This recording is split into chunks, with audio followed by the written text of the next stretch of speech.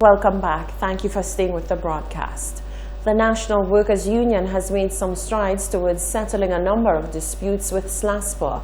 On Tuesday, the 3rd of September, the union met with the management of SLASPA to discuss the many outstanding industrial issues.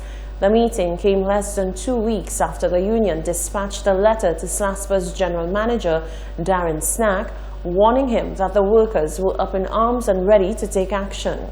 President General of the National Workers' Union, Tyrone Maynard, told Hot 7 News on Wednesday that a collective effort was made to get the workers' point across.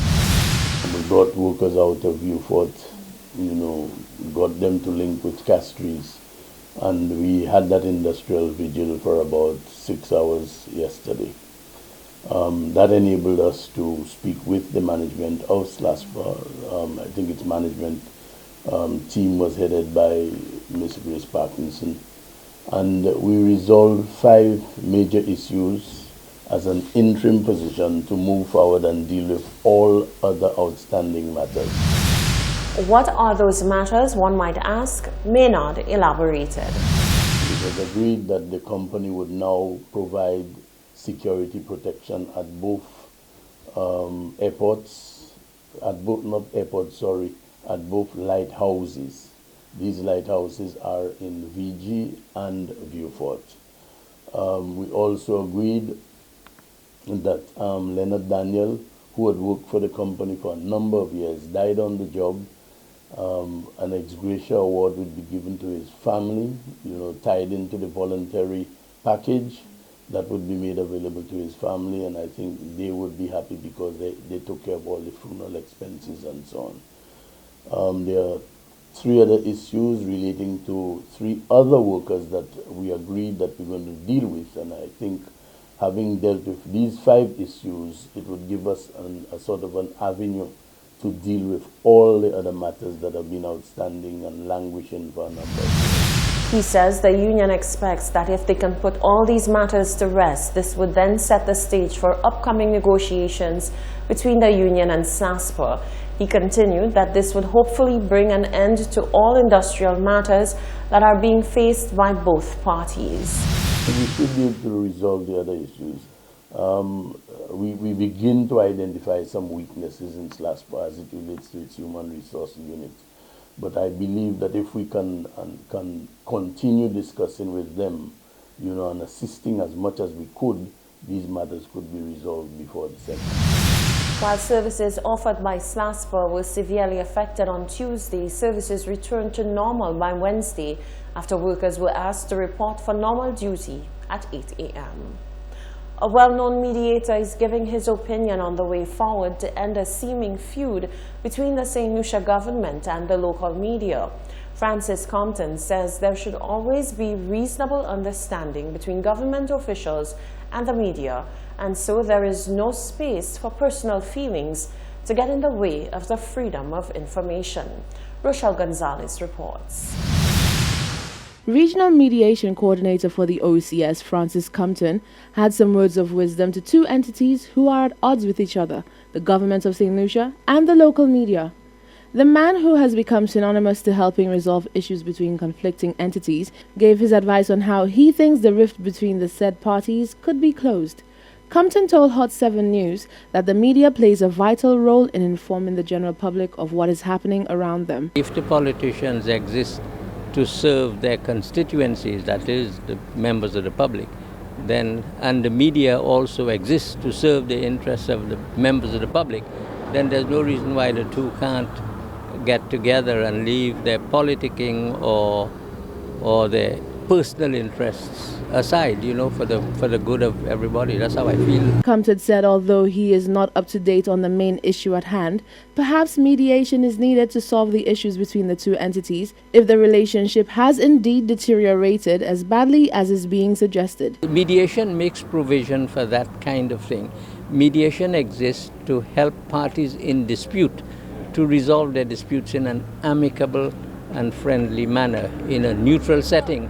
That's what mediation is about. And if indeed one can identify a problem or a conflict between the government and the media on the other side, then if the 2 parties agree then that can be discussed and resolved at mediation, which is the best forum to deal with conflict. Following his public snubbing of a journalist in August, Prime Minister Alan Chasney has been called upon to apologize for his actions as a step towards sealing the growing rift.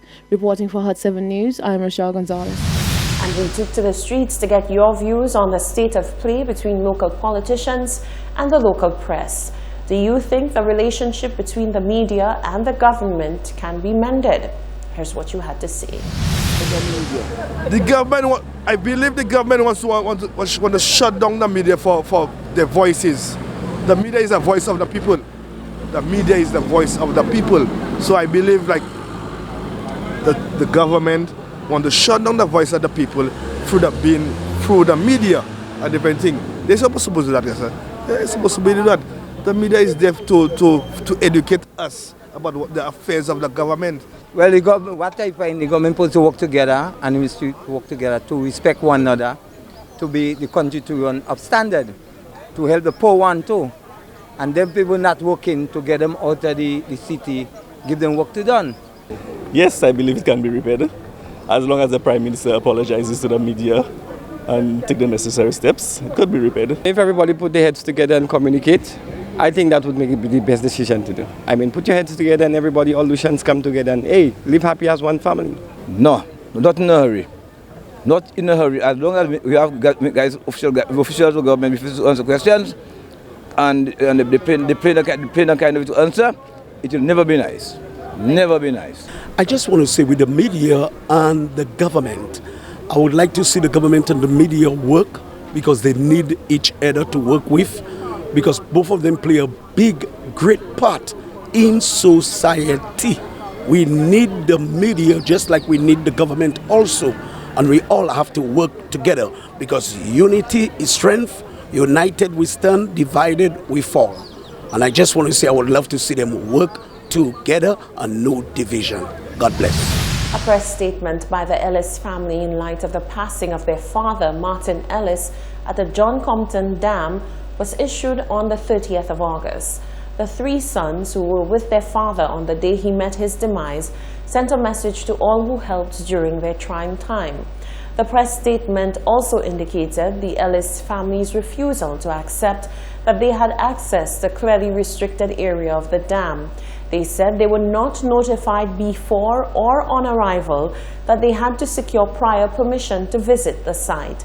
The press statement reads, quote, "We hope in time the facts leading to the death of our father will be established.